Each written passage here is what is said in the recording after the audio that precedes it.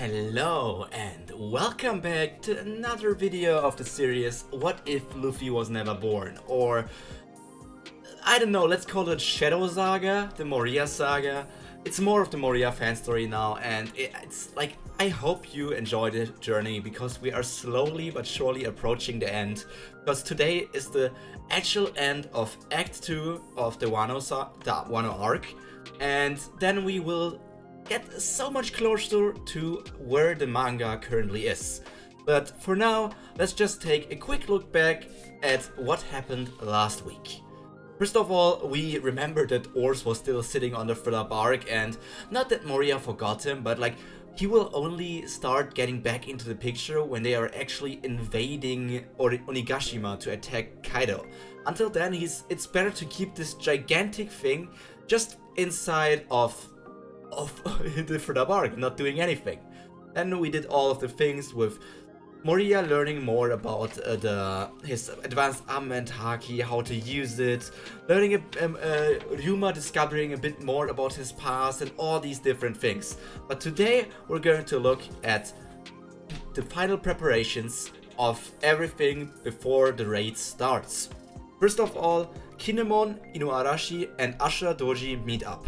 They all have a short fight together because obviously Ashura Doji thinks that they are doing something. I think that he thought like they are somewhat messing with him or trying to like hurt his bandit group or something, but then he accepts that it's not like that. Kinemon explains that they still can avenge Odin and save Wano thanks to Yasuye changing up the secret message and giving them another opportunity. And then Ashura Doji is a bit reluctantly, but he agrees to help them in a way and leads them to somewhere first. The place he leads them to is a graveyard. In this graveyard, the people who are buried there are all the people who helped Ashura Doji and the other people who were they grew tired from Kaido's and Orochi's tyranny, and 10 years back they attacked them for the first time because they couldn't wait any longer. Even though there was this prophecy, they didn't know if the prophecy would actually turn out to be true, so they needed to act and help themselves. They couldn't just wait. So all these people who are dead here are allies that helped them once, and might be allies who will be allies, we all know that, who will help them once again in the battle against Kaido. So first of all, this is something happening here.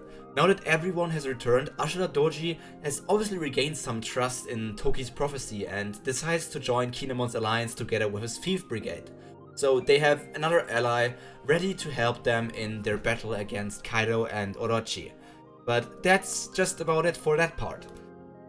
First of all, Ashura shows them the many old ships that can be used to get the alliance to Onigashima once they are repaired, and Kinemon is also overjoyed to hear that Ashura has the blueprints of Onigashima that they were looking for far and wide. So now they not only have ships to get over there, they also have the blueprints to better plan their attack, their raid.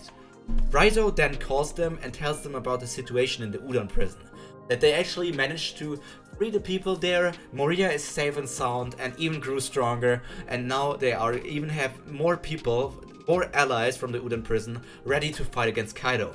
But the only problem is they need more weapons to be fully equipped for the battle.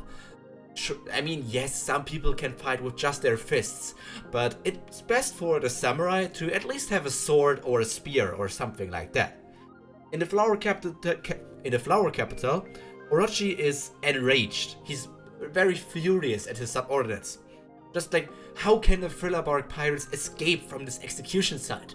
We all had them placed in a single location and they still could escape from us? What are you even doing? Are you so useless? And Fukuro Kujo basically just assures him or tries to calm him down a bit and says the Oniwa Banshu and the Mima Warigumi will catch them and bring them in front of you, Orochi-sama. But we all know the Oniwa Treshu and the Mimiwara Treshu or something. I don't know. They're just organizations that don't do anything. If they weren't there, nothing would have changed. So now that's there. But then we go over to another place where Absalom and Shinobu basically used his invisibility powers to look a bit at the different people, what's going on here. So they see the Kozuki supporters inside of the prison that they were imprisoned in before the execution started. And even though like Yasue said that everything was just a joke, he was just pranking them like a social experiment, they didn't get released. And even though all of the guards basically doubt Orochi's decision in not releasing them, they just think we can't go against him. If we go against him, we're just going to be imprisoned as well. So that's a bit of a bad situation for them here. And we also learned that Law has been captured, or more like he gave himself up. Because we all remember that his Nakama, Beppo, and the other people from the Heart Pirates, they were captured. They were captured and imprisoned. And Hawkins, while Law wanted to rescue them, said something like, I have all of their lives embedded in me because of my Devil Fruit power, and if you want to defeat me, you need to kill all of the allies first. And instead of that, Law just decided, I'm going to give myself up. I'm going to give myself up, but you need to get rid of all of the lives of my Nakama, and you need to free them. So he let himself be imprisoned for the freedom of his Nakama. Beppo and the others then find Perona in a shrine, because that's like her hideout. She's like a shrine maiden. And they give her the copy of the secret message that had been altered by Yasue. First of all, I think the original message was like a snake, and Yasue added some legs to the snake, making it look more like a lizard. So she notices that this look different and decides to bring it to Kinemon. As Wano natives, obviously will probably understand it better. She departs from that shrine together with Kanjuro, because Kanjuro was also stationed there for some reason. He's just there as like an artist acting next to the shrine or something. But Perona just thinks she needs to get to Kinemon, because she knows Kinemon a bit longer than just Kanjuro. Kanjuro is whatever, we all know what he is. She departs then from the shrine and goes over to Kinemon. Meanwhile, somewhere else, Ryuma decided to head back to Ringo once more with Hiyori and like together. And on their way, obviously, he needs to defeat a bunch of the Oniwabanshu ninjas because they want to capture them. But it's not that hard for him because it's Ryuma, it's the sword god. Don't underestimate this guy. Then we meet Yukimaru once again. Yukimaru awaits them, and he already accepted Ryuma as one of the ancestors of the Shimotsuki clan. So instead of like where he normally would fight against Zoro, he doesn't fight against Ryuma. He just looks at him and thinks like he's actually one of us. He's like our ancestor, the great ancestor Ryuma Shimotsuki. And there it's also the fact that then Ryuma just looks around seeing how much his old home has changed. And he does this just looking around until Kawamatsu arrives. And Kawamatsu arrives there, and we have this sweet reunion with Hiyori and Kawamatsu because they haven't seen each other for, I think, 13 years or something. Anyways, they have this reunion, talk about a few things, and the reunion gets shortly interrupted by some beast pirates who shoot Yukimaru with some weapons, and he gets hurt of that because obviously, and they just want to get the weapons back that Yukimaru once stole from them, so that's why they're attacking there. Obviously, Ryuma and Kawamatsu can take care of those guys easily. And afterwards, Yukimaru just expresses his joy after seeing Kawamatsu again, because Kawamatsu and Yukimaru also have some past, but they haven't seen each other for quite some time because Kawamatsu was captured and imprisoned in Udon. So while Kawamatsu and Hiyori are still talking about their past and getting some things out of their picture, Ryuma follows Yukimaru, who walks away to somewhere else. Kawamatsu and Hiyori talk about the things that happened. Hiyori said that she left Kawamatsu only because she didn't want him to die and starve, because all the food that they gathered and hunt or other things, he always gave these things to Hiyori, and she didn't want that anymore, so she just ran away. And Kawamatsu also explains that after she left him, she was collecting weapons together for the army, for the alliance that would one day resurge or reappear and fight against Kaido. But sometimes then he got captured and was thrown into the prison. Before he got imprisoned though, he went to Ringo and met the Kumakitsune Onimaru, who was the companion of the already deceased Shimotsuki Oshimaru, the daimyo of the Ringo region. But obviously, there's not that much of a connection here, and Onimaru didn't want to help him at first because he was thinking like that's useless, but after a small discussion, the two of them team up, and Kawamatsu gives him the alias of Yukimaru to chase away grave robbers, because just being a small fox Onimaru is not enough. So he has this devil fruit ability that, like, it's some mythical human fruit, and it allows him to turn into this Japanese mythical yokai thing, and with that he chases away the robbers, and that's his Yukimaru appearance. And obviously afterwards Kawamatsu got captured and imprisoned in Udon. And while all of this was happening, 13 years went by and he wasn't even sure if Onimaru was still alive. Like, we don't know how old such a, like, what's the name again, the Akuma Kitsune can be. We don't know how old they can be, and so Kawamatsu might have just thought that his ally here died, but he's also very happy to see him once again alive. So when Kawamatsu and Hiyori catch up to Ryuma, he tells them that Yukimaru opened up a secret chamber, and inside the chamber we see an insane amount of weapons. And Kawamatsu just thinks like, so you didn't stop Onimaru, you collected more and more weapons even while I wasn't present to make all of our dreams come true in the end. And he calls over to Kinemon stating, no, it doesn't matter how many people you gather, we will have enough weapon for them, just gather as many people as possible. And Yukimaru, after this is over, walks out of the room and just transforms back into his fox self, basically showing us that the role of Yukimaru is done. He's done with it. He doesn't need to act anymore like this thing. He can just be back to his fox self and support the Shimotsuki family. That's also why he goes over to Ryuma and basically jumps on his shoulder, maybe licks over his skin a bit like showing affection, and just is going to be his companion from now on. And here we have Hiyori, who looks at Ryuma thinking about something. She thinks actually that it's the right choice to do this. She says something like, Say Ryuma, when you saved me from Kamazu before, you used my father's style, didn't you? You need a second blade to use it all the time, right? I think I can help you with that. And obviously Ryuma didn't keep the scythe from Kamazo, because the scythe is a bit unconventional and isn't the thing he normally would use. And Zoro here had to switch up Shusui with Enma, but Ryuma doesn't have to do it, because Ryuma's blade is Shusui and he's Ryuma, so he doesn't need to give it up. So instead of just giving up a weapon, he now has two weapons. Ryuma has both Enma and Shusui as his weapons. And, well, he will get Enma, he doesn't have it yet. And Ryuma just says, thank you, young lady. My own style only uses a single blade. However, I will respect your father's abilities and use them as well when the time comes. And that's just what's there. Kawamatsu feels a bit conflicted about giving one of Odin's swords away, but on the other hand he also knows that Ryuma is the legend of Wano, the legendary sword god, and he's standing right in front of him. So if anyone was more like respected or like actually worthy of getting Odin's sword, I don't think there's another case here. Ryuma is the best case scenario for them. And now we go over to Rasetsu town, a different place. So after making sure that the allies were all safe and giving himself up, obviously he goes with Hawkins and gets imprisoned, or they go over to prison there, and Law just overwhelms him there. He easily overwhelms Hawkins, because Hawkins gave up these lives from his crewmates, they're not there, or even if they are in him.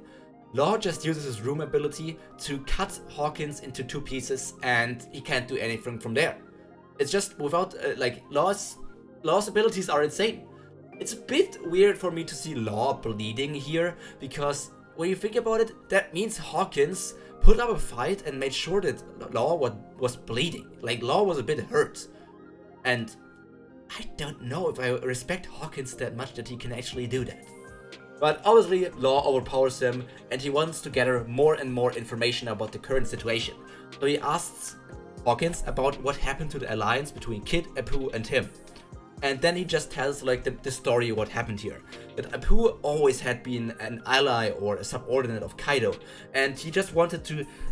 didn't want to betray Hawkins and Kid, he just wanted to make them join up with the Beast Pirates as well, because their goal was to attack Shanks.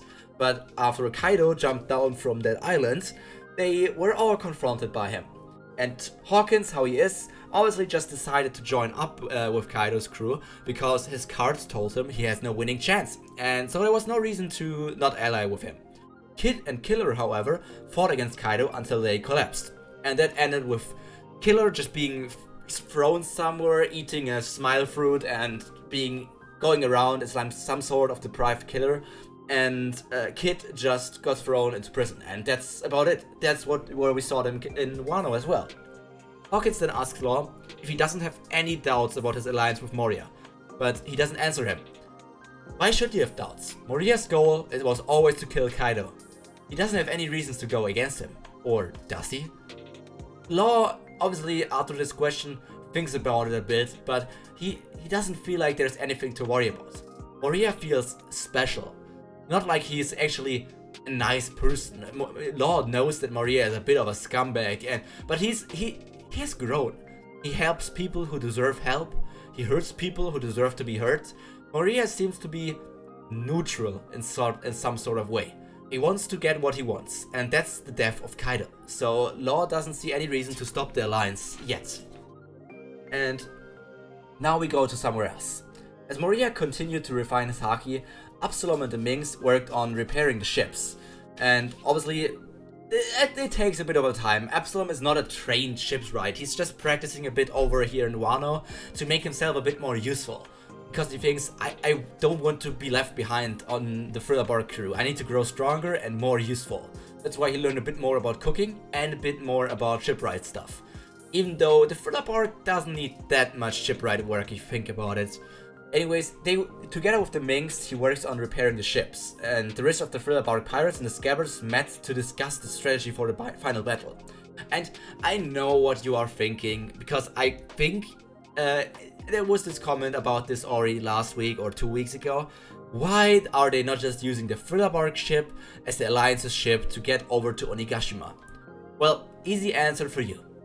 Would it really be a surprise attack if a ship the size of an island sails toward Onigashima? That's not the definition of a surprise attack.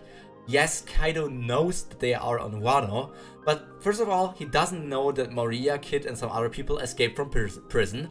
He doesn't know that the other people are gathering more and more allies, and he doesn't know that they are about to invade. He never would expect them to actually make an attack on Onigashima, and that's the moment of surprise. Meanwhile, with Thriller Bark, they obviously wouldn't have the element of surprise because it's a fucking island. Anyways, that's it. That's my decision why they go with smaller ships. And while all of this going on, the council, basically the Scabbards, deduce the secret meaning place from Yasue's message. They deduce it as Port Tokage in Udon. And that's just going to be their new mating place from now. Yuma and Kawamatsu join up with the rest, and a bit later, because they were still in Ringo and had to travel over there, while all of them were still already here at the ship place and talking with each other and doing these things. And they tell him Hiyori is alive and well, which makes all of the Scabbards and Momo overjoyed just hearing that Hiyori is not dead and everything seems to be fine. Both of the descendants of Odin are doing good and can continue the legacy of this legendary man. And here it's that Hitetsu, the guy with the long nose, like the Tengu looking guy, brings out Odin's swords, both Enma and Ame no Habakiri. Momo feels like he is not ready yet to accept the sword from his father. He declines to get Ame no Habakiri and says like, maybe when I grow older or when I'm stronger, but I'm not worthy of the sword of my father yet. Meanwhile, Ryuma just takes Enma. He takes Enma and quickly knows that the sword is sucking out his haki. And just talks to himself like, what a high quality sword, but it needs to learn some manners. Don't you think so, Shusui? Ryuma talks to not only to himself, but also to his sword, to the swords now in his hands. Shusui in one hand and Enma in the other hand. Ryuma in his lifetime already tamed Shusui, because Shusui and Enma are of the same grade.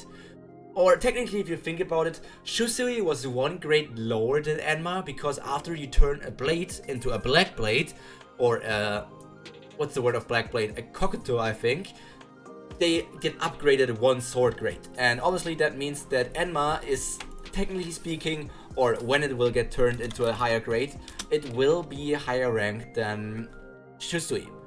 Now, let me look at it.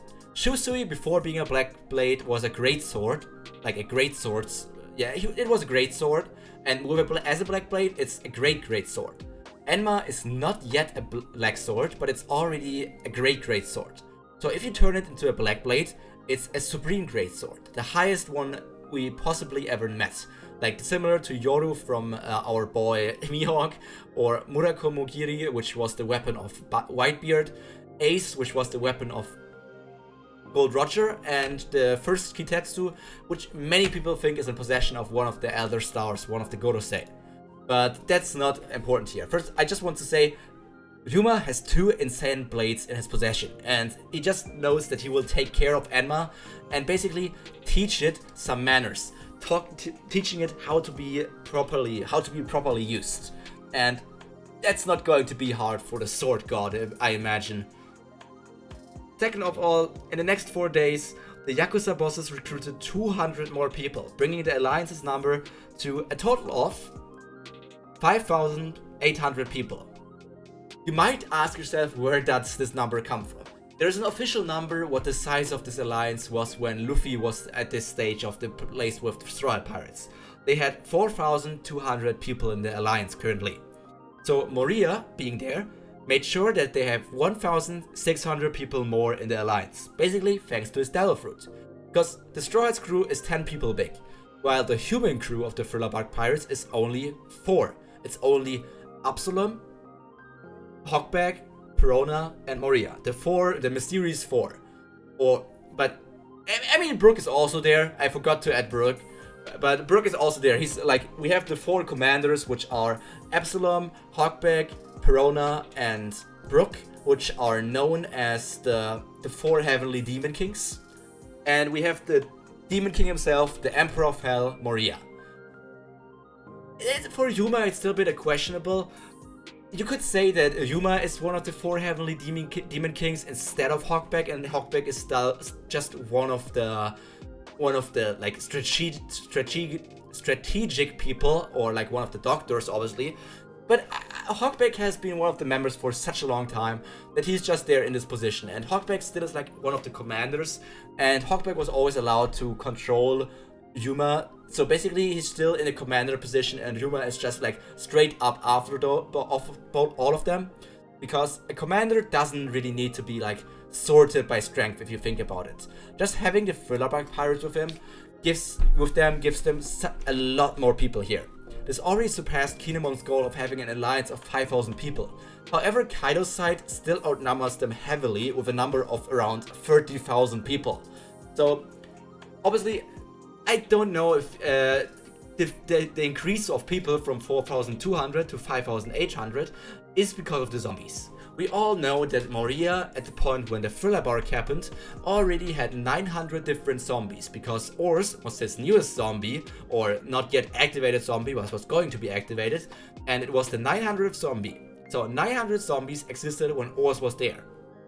And Moria has, since Thriller Bark, been active in Marineford, then 2-year time skip, went over to Dressrosa, Punk Hazard, and all these different places, and then went also to Zou. And a lot of minks died in Zou when Jack attacked. So that means he took a lot of the corpses of this mink and used them again. And all the other minks, they seemed a bit like conflicted about that as well, but I just think like it's for our revenge against Jack and Kaido and all these different things, so we need to do this. And all of these zombies are obviously filled with the shadows of the mink that are still on Zou, or other strong shadows that are all around the world. So it's just that the army increased in size, and it's way stronger than you might think it is, because the Mink army was already a great help for the Straw Hat Alliance, but in here you basically get the Minks, but times 2, because you have all of them inside of your zombies as well. And during these remaining days, Moria basically masters his advanced armament haki, or at least improves with it a bit better. And Ryuma has an easier time in controlling Enma compared to Zoro, because he's a master swordsman. He has some more experience with all of these things compared to Zoro. And the rest of the time after mastering Enma, he just walks around Ringo, looking around the different places he was once when he was alive, where he spent time with his family, maybe with the children he had, with his parents when he was still a young child. He just remembers all these things slowly, one by one. And one day before the final battle, Momonosuke and Shinobu join the 9 Red Scabbards. And well, Nekomamushi is not there and Denjiro is still missing, so it's only 7 Scabbards. But they all join up and head towards the meeting point at Port Tokage. And obviously the rumors of the Scabbards spread once more. People learn more about them, what's going on, and these different things. And Apu, well, this is going on when it comes to numbers in Wano. The numbers are another disappointing fact that we have in our world. And basically he just says he's excited for the Fire Festival and brings the numbers slowly over to Onigashima. And now we go over to Onigashima, where we have King telling Queen that the numbers are going to come back. Which is, we had so much setup for the numbers and they didn't do anything yet, which is quite disappointing. So Kaido and Big Mom are partying heavily and announce that they formed a pirate alliance as well. And with this pirate alliance they want to take over the world and become king of the pirates. Or queen of the pirates in Big Mom's case. Obviously everybody is quite shook because of that. Because nobody expected 2 of the Yonko to ally together to make an unforeseen alliance. And meanwhile, back in mainland Wano, Orochi receives a report that the new meeting point is Tokage Port, and also that Hiri is still alive, in Ringo. And that's it. That's all for today. And the curtain closes, and that's the end of Act 2. And next week we're going to look a bit at the interlude section and a few other things before we get over to Act 3. And until then, I hope all of you enjoyed another part of this Moria series. And I hope we all see each other again next week. Until then, take care of yourselves, make sure to stay healthy, hot, and obviously cultured. Until then, take care. Bye!